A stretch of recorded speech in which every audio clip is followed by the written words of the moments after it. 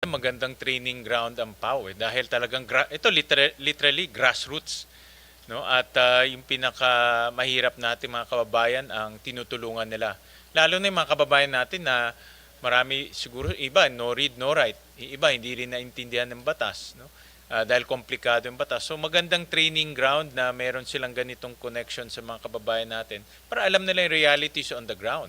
Ano ba yung talagang nararamdaman ng mga ordinaryong kababayan natin. Kaya ako rin, alam ko, even nung mayor ako, mataas ang turnover, papuntang PAO.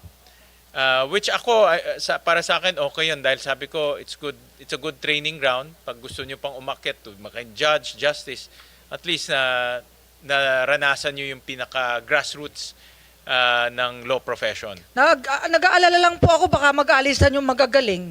Kaya nilalaban po namin ang karapatan ng mga senior na dapat sana kapantay ng sweldo ng mga counterpart namin sa prosecution. Kasi may demoralization po yung mga regional public attorney sa regional prosecutor, mas napataas pala ang kanilang rango, bagaman sa batas, sa Paulo, RA 9406 ay pantay dapat. Kaya may request po kami sa DBM na pagpantayin na ayon sa batas, pero ni-refer po sa DOJ, hanggang ngayon po nasa DOJ pa, ilang taon na. Malamang, baka kayo po ang makatulong sa amin sa parity at kung anong benepisyo ng mga piskal, yun din sa Paulo. Dahil paano po kung wala na yung mga senior na magagaling? Maiwan na lang bagong pasasabar. Kawawa rin po yung maralitang Pilipino kung puro bagong abogado na lang po ang uugit dito sa ating opisina. So ang inyong request is yung mga senior positions iparehas sa fiscal. Opo, kasi yun po nasa batas eh. Ang sabi doon ay same privileges, retirement, rank, salaries, pero ang nangyari po ay parang doon sa naging implementing rules ni Secretary, yung pong nagpakamatay, Secretary Andaya, ay mas nataas pa rin yung mga prosecutor eh. Ako po walang problema dahil 2004 nung pinatigil natin ang pagbitay ni President Gloria ay na-promote po ako sa cabinet rank. Kaya ako po ay nasa 31 na. So paano naman po yung hahalili sa akin, mananatiling 30, yung mga deputy 29. So napag-iwanan po ng Department of Justice ng NAPROS. Pero yan po ay tinalakay na rin sa mga committee hearing na sana po ay mapagbigyan na ng DBM dahil ang gusto ng DBM may opinion pa ng DOJ. Sabi ko may batas na eh. Bakit kailangan pa ng opinion? At kami po ay independent and autonomous na sa DOJ sangayon sa Republic Act 9406. Kaya ang kailangan lang daw po pirma ng Secretary of Justice. And then after that, may corresponding budget, no? Kasi adjustment pataas yan eh. Opo, ang sabi ko kahit prospective na lang dahil nagtitipid po tayo, payag po yung mga senior, kahit hindi retro ng 2010 pa, kahit prospective, kahit ngayong buwan na to, sa susunod na buwan, pumapayag po kami. Magkano po yung adjustment? Do you have any computation? Bali, one salary grade lang po. Kahit roughly lang, magkano ang adjustment? Pagkano ba yun? Do you have any... Bali, 17 po yung regional directors natin, and then ang assistant regional ay nasa 21, tsaka yung deputy. Okay. At kung may papalit po sa akin, 30, magiging 30 lang, step 8, kasi ayaw pumayag ng DOJ, nakapantay ng DOJ secretary ang magiging rango po. Itong one adjustment up is pantay na with fiscal. Opo, Okay. opo. Hindi naman pala ganun kalakihan Hindi na. po, kasi yun lang matataas. Kasi yung mga mabababa, mga bago lang lawyer din ho yun. Kasi correct. nag-aalisan. Kaya nakikiusap po kay Secretary Mina na sana wag na. Kasi nung araw po, kung nabalitaan nyo sa media, yung retirement namin ayaw bayaran. Nagkaso pa po kami sa court at mawalang galang sa DBM. Natalo po ang DBM ng PAO. At kumampi po ang Soldian sa PAO. Kaya po ayaw naman naming magkaso dahil ang advice po sa akin ng palasyo ay wag magkakaso, makiusap ng makiusap. Pero ilang taon na rin po kaming nakikiusap. Sabit nyo na lang sa amin, Chief, kung magkano yung magiging budgetary impact. But I would assume na kailangan muna ito ng approval ng DBM. Once na-approve ng DBM, then ilalagay na sa budget. Opo, kahit prospective po, payag kaming Sige lahat. po, sige Maitama lang po yung hindi naitama. Well, ako nga, sabi ko nga, dahil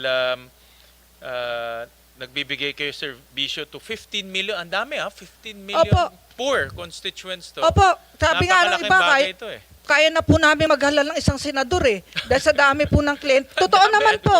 Actually, nagulat ako. Dahil binoto po kayo lahat ng kliyente namin. Kaya po kayo naging senador. Opo, totoo po yan. Dahil idolo ko po ang mga gatsalian. Lahing inchik din ako eh. Pero, Chief, dapat maintindihan ng mga kababayan natin, itong mga poor constituents natin, ito yung hirap sa justice, di ba? Dahil una-una, hindi nga nila naiintindihan. May complicated ang laws natin eh. Pangalawa, mahal kumuha ng mga private na abogado. Ang PAW ngayon ang nagbibigay ng serbisyo sa kanila. No? And I understand also, nakita ko sa datos, correct me if I'm wrong, based to sa research namin, ang success rate ng kaso ng PAW is 81%. Tama ba? Parang last year ho yan. Last year, 2024. Mas mataas ho ngayon. Kasi sir, yung mapalaya mo lang, mapababa sentensya, panalo na tayo dun eh. Lalo yung acquittal. Saka sir, yung death penalty na ipanalo natin. Nakalaya na po yung 2 bibitayin nun. At binigyan ko po ng trabaho yung isa. Yung po, tamark lang, no read, no write yun. Si Roberto Lara. Empleyado na po ng PAW ngayon sa Bacolod. Wow, okay. Gwardiya siya dun. Opo. So, anong success rate? Kasi ito Ano- 2024 eh. Ano po itong 2025 per semester, 85.04. Per semester po yan.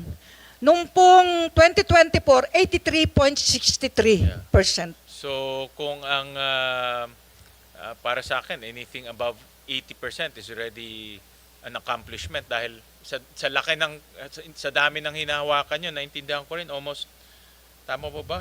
Almost 600,000 cases ang hawak ng PAW. Per lawyer po. Per lawyer? Hindi, all lawyers po. Nung nakaraang taon po, 847,317 ang kaso Ang namin. kaso na hinawakan Lahat ninyo. daw yun, pati labor, Oo. pati quasi-judicial. Ngayon po, kalahating taon pa lang, 667,000. And then ang success rate, on the average lang kung Ang 800,000 a year, ang success rate is 85%. More or less Opo. Oo. Tsaka marami po tayo napapalaya ngayon, sir. Dahil naipabalik na po ang good conduct time allowance sa bisa ng kautusan ng Korte Suprema. Pati po yung plea bargaining sa mga drug cases. Nagpetisyon po ang PAW sa Estepona case, naipanalo po ng PAW, kaya po may plea bargaining na sa mga, lalo sa mga petty drug cases lamang, isang hitit o napasama lang sa barkada, nakakalabas na po ang mga kawawa nating dapat lang iparehab. I'll go to yung operations natin. Isang PAW lawyer, ilang kaso ang hawak? Ang isang PAW lawyer po na isang taon, 317 cases. 300, dami Kaya pag natuto po, umaalis na talaga, hindi na mapigil eh. Kasi sabi na, lilipat sila sa ginhawa naman, matagal na kami nagtiis. So araw-araw may kaso siya. Opo, sa Diba? isang Halos araw-araw calendar, may kaso 20 to siya. 40 cases po nakaset. Correct, oo. Opo, at saka hindi pwedeng postponement, bawal sa amin yun. Ayaw ko nun. Dahil gusto ko, laging ready. Kaya overtime pa ho sila. At ang PAW may 24/7 hotline. Ayan, Saturday, Sunday, may duty po. May inquest kami hanggang hating gabi. At kahit sino po, kahit taxpayer, pag walang private lawyer, pwede kaming tawagin at napapalabas po. Oh, nakita ko nga dito, all 2,681 PAW lawyers are required to render 24/7 inquest and urgent legal assistance. Opo, So wala talagang tulugan. wala akong tulugan madalas. Mahirap pala Lalo na. nung tanimbala nung araw, 5 buwan mo kami walang tulog. Dito Buti na wala na ho yun. Mas madali pala trabaho natin dito. Si Secretary. Opo, kaya talagang kailangan po ng suporta ng ating mga legislators, ang PAW. Kawawa no, pag alis ko po, sana may mga magpapatuloy pa rin ang ating advocacy. So that's why nag-submit kayo ng proposal for 985 positions. Tama Opo, ba? opo. Okay. And that's for 2026. Pwede po sa 2026. Opo. Nakapasok na ho yan sa budget nyo? Itong Hindi 900? pa ho nakapasok. May sulat po ang DBM kamakailan. Kailangan na naman daw po ng pirma ng Secretary of Justice. Kaya po, minsan malungkot, nagdemanda nga po kami sa retirement. Kaya lang na kami nabayaran dahil nag-object po ang Department of Justice noon. Ewan ko po kung anong gusto ng mga taga-legal nila. Kasi malamang may law sila, hindi pa rin po na-approve hanggang ngayon, yung State Council natin na iwan. And then meron kayong, I think meron kayong for 2026, ang proposal niyo is 500 lawyers, tama? Tama po. So yun ang para naman mapababa yung workload na 1:300 cases. Opo, talaga kawawa po yung mga PAW, lalo po yung mga PWD na mga PAW. Sa Sagada, ano yung paano isa, yung talagang hirap na hirap, umakyat doon sa opisina, sa court. Talagang kailangan po talaga ng suporta ng PAW. Sana bago po ako mag-retire sa PAW, matupad na yung legacy ko. Bagaman yung building, sir, tulungan niyo po kaming matapos din sana. Oo nga, ayun nga ang gusto kong i-discuss rin. Meron kayong ongoing building ngayon. Tama po. Magkano po ang total project cost ng ongoing? Nung una po, 1 billion lang, tumaas ang presyo 2019. May phase 1, natapos si phase 1, may kulang, tinuloy ni phase 2. Ngayon may phase 3 at may phase 4. Dapat daw may phase 5, nawala daw yung budget sa phase 5 dahil nga sa problema sa flood control. Sana po yung pauman lang maituloy po, matapos natin ma-inaugurate ninyo sir itong aming building kasi nagbibintana na. Meron na ding nakapag-bid sa escalator, elevator, meron na pong aircon, finishing na lang po ito. So kung mapopondohan po to next year, matatapos to next year, ma-inaugurate natin, makakalipat na kami.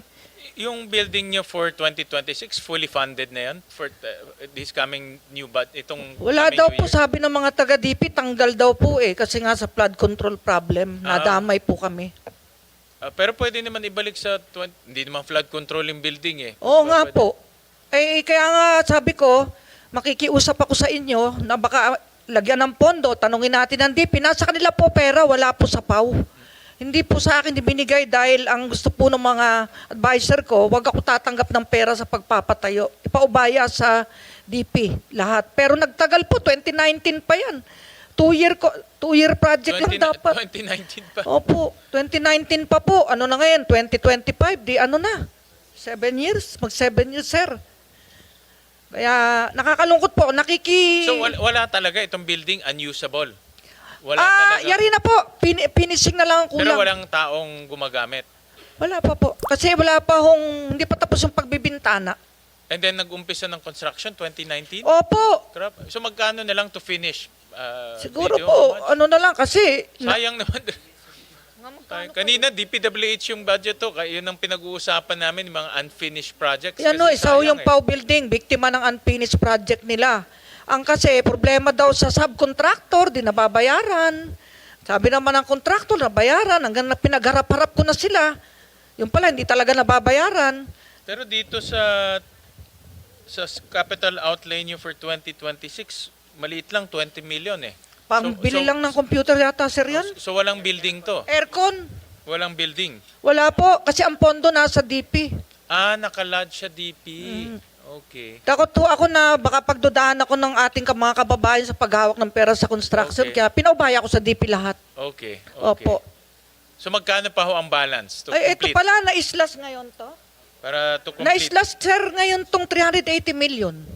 Ngayon 2026. Okay. Pwede po sigurong ipabalik nyo, sir, para mayari na mag-inauguration na tayo. At saka nakadetail ho ibang PAW natin kay Sir Rex sa DSWD. First day niya, nasa akin na ho siya, humina sa ng mga PAW lawyers doon. Thank you.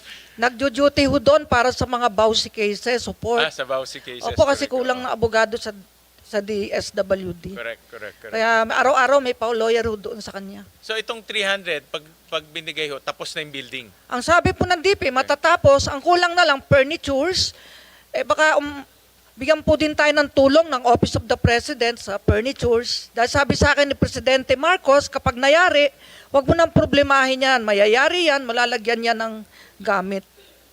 Sayang naman kasi andyan na yung building. I would assume mga 90% na is complete. Malapit to siguro sa Batasang Pambansa, katabi ng COA. Oo, sayang 10 naman. story. Oo. May helipad yung taas para yung Presidente, kung magsoso na gusto magpakapiron, pwede yun doon sa tuktok. So lahat ng PAW lawyers doon mag-o-office. Yun pong NCR Director, may Maropa, yung 4A, 4B, buong central office po, lahat pati yung counterpart ng Solgen, yung ating mga special appeal cases lawyer, NCR, pati po yung chief, doon din po. Yung magiging chief na bago Sige na po, siguro, sir. pagtutulungan ho namin. Kasi yun ang isang, kanina lang, yung DP, one of the things that moving forward na gagawin, lahat ng mga hindi pa tapos na projects, tapusin na. Kasi sayang eh. Opo. Kagaya nito, gumastos kayo. 1 billion na ba nagastos nyo? Magkano na ba? Almost 2 billion na po yan, alam ko. So 2 billion. So in 2 billion, since 2019 hanggang ngayon, hindi nagagamit. Tumataas ang presyo ng mga gamit. Sabi ko, ba't di nyo yariin? No. Every month to, minimit ko yung mga taga-DP para tanungin ko ano nangyari. Halos may coordination meeting kasi nga pasabi- makulit ako eh. Pasabit na lang sa amin, Chief, yung exact details on the building, especially kung magkano yung kulang. Opo. Let's see if we can, baka meron tayong pwede pagkunan para matapos na yon. Malay nyo po, kayo po ang maging presidente, kayo na po ang mag-helipad doon sa tuktok. Homeowners president, pwede. Homeowners. Wish ko po yan. Wish ko lang. Homeowners. Opo. So para matapos na natin next Opo. year. Oo. And then Sasabit- sayang yung pondo. Sasabit po namin. Pati na islas kung ano to po. Oo.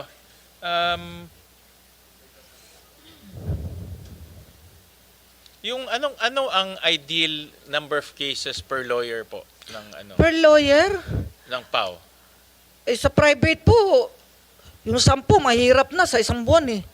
Tignan nyo naman sa PAO. Kaya 1:300. Oo. Pero kinaya po yan. Kinakaya. Pag Kaya may naman, passion. nakita ko, kinakaya naman talaga. O kasi nung araw, PAO lawyer lang po ako sa Manila, 1990 to 93. 3 court ko pa nga eh. Buntis pa ako sa panganay ko. Kaya lang, lagi akong dinudugo nun. Sa pagod. Sabi ko, sana magkaroon ng PAO chip na pagiginhawain yung PAO. Yung pala ako na yung magiging PAO chip. Opo. So I guess yung ideal talaga medyo malayo pa sa gusto natin. Pero next year may 500, 'di ba? Tama. Tama ho, kung mailalagay nyo po yan, Okay. sir. Napakagandang tulong po sa PAO at sa ating maralitang Pilipino. Matutuwa po sila. Nakasama na yan dito sa budget yung additional 500? Hindi pa po. Ay, hindi pa kasama siya? Hindi pa po. Okay. Pinapa-insert po namin sa lower house, hindi po yata na-insert. Si Kong Rupus po ang kausap namin. May sulat kami kay Speaker, kay Kong Rupus, saka sa chairman ng APRO. Pero parang hindi po nasama yung 500 Lawyer. positions. So ang request nyo ho is the building, which is about 380 million. Yung new PAO lawyers, ang base dito is about 1 billion, tama ba? Yung 500 Opo, na... opo. So additional 1 billion for Opo. the 500 PAO lawyers. Hopefully yung 500, I'm sure pwedeng makatulong yan sa pagbaba ng caseload. Opo. Tsaka ma-deter yung pag-alis ng magagaling po. Kasi hindi na masyadong mahihirapan.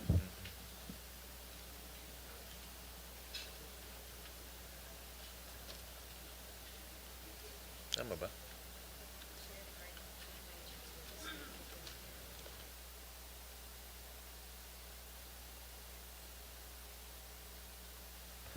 Chief, sa ngayon, I'm sure you're trying your best na mabigyan serbisyo lahat ng mga kababayan natin. Meron bang mga instances na dahil punong-puno na yung mga PAO lawyers natin, hindi nila tinanggap yung case, tapos dahil sa punong-puno na yung kanilang caseload, meron bang ganyan na mga instances? Bawal po sa amin yun na mag-refuse. Kinakasuhan ko po. Kaya meron kaming administrative cases division doon sa legal po namin. May mga kaso yung iba. Pag tumanggi, ina-admonish ko lang, naawa rin ako. Sir, ang sakamaking problema, psychiatric problem po yung iba na lawyer ko, bumibigay. Kahit may mga doktor kami nag-aalaga sa kanila, bumibigay, anxiety, depression, marami na pong bumigay. Ako na lang hindi bumibigay yata sa dami ng problema ng bayan natin. Opo. Kaya malaking tulong po madagdagan po ang lawyer at magawa yung building natin. Pero may policy kayo na no refuse. Opo, Dapat- basta qualified po, bawal tumanggi. Kung di mo kaya, magpaparelieve ka sa ibang pwedeng Sa iba gumanap. naman, oo. Mm. Kasi with 1:300 caseload, talagang challenging niya. Araw-araw, parang araw-araw, kung mayroon kang hearing araw-araw, di parang araw-araw mayroon kang mayroon Opo, kang stressful hearing. talaga. Lalo yung mga buntis, may anak, talagang mahirap po. And then you said the turnover madalas. Can you, let's say sa isang taon, ilan ang umaalis na mga lawyers?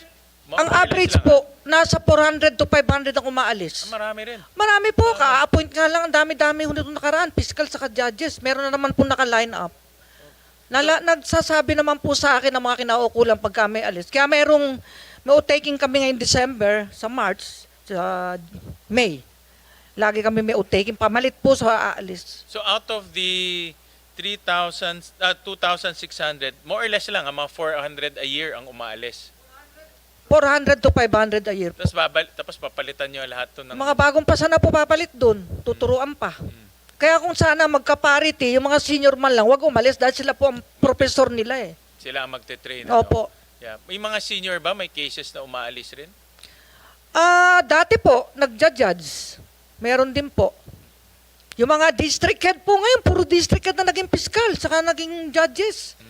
Mga distrito na. Si Atty. Kuong palibasa, best friend niya po yung mayor, si mayor natin doon, kapatid nyo. Ay sabi niya, hindi ako alis, mahal ako ni mayor. Naalagaan naman yata Opo. sila doon. Dinagdagan pa nga po ng local subsidy sila. May mga subsidies. Kasi ang aming philosophy sa Valenzuela, whether judicial ka, PAO, or other national offices, ang binibigyan mo serbisyo mga taga Valenzuela eh. No? So, yung client sila 99% taga Valenzuela eh. So, parang kasama na rin namin sa pagbibigay serbisyo. At saka siya lang ang mayor sa buong Pilipinas sa sinamahan ako sa jail. First time in the history in my 25 years as PAO chief. Sabi ko, nagulat ako. Sabi ko, sa darating pong konbensyon namin sa May, siya ang aming magiging outstanding mayor of the Philippines. Totoo yun, sinabi ko na sa kanya. At may singer din kayo doon na napakagaling. Dadalin daw niya.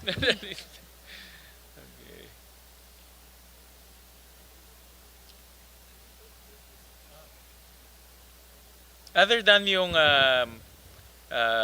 chief, other than yung building, yung 500 na lawyers, are there any more gusto nyong pa-augment para matulungan natin yung PAO lawyers natin? Ako kasi, ang aking pananaw dito, if we help the PAO office, we help our constituents eh. Kasi diretso eh. Yung service na binibigay nyo, diretso sa tao eh. Wala ngang layer to, diretso na kaagad. So, are there anything na pwede naming ma-augment o masuportahan kayo para mas maging efficient yung servisyo ninyo? Yun nung punto ng wellness. Kasi ang judges may wellness, 1 month, 30 days. Yung pong fiscal meron din, kami po wala. Natatakot naman po kung pumirma ng order na bigyan sila ng wellness. Paano kung nag-wellness si Pao, walang hawak ng kaso ng maralitang Pilipino, mumurahin naman ako ng mga kliyente. Bakit wala si Pao? Kaya hanggang wala kaming wellness. Kaya iba nagkakasakit, bumibigay talaga. Ang wellness is ay time off ba yun? Or Ano, kasama ano yun na? Profitable leave po yun. Okay. Dapat i-consume niya. Okay. Parang pag hindi mo na-consume, hindi ka naman babawasan. Hindi mo naman ma-avail next year, ganun. Pwede lang sabayan ng judge sana. Kasi may mga judge hindi nakakapag-wellness. Kaya, depende sa'yo. Is that part of the budget or is that an amendment of the law? Hindi kailangan nun ng budget kasi hindi naman papasok, di ba? So, sweldo. May sweldo talaga siya. Benefit lang po yun. Parang privilege. Gusto ko sana maitulad. Kung madagdagan kami na 500 items next year, pwede na po magbigay ng wellness sa kanila. Kasi may papalit sa kanila sa kanilang mga leave. Itong,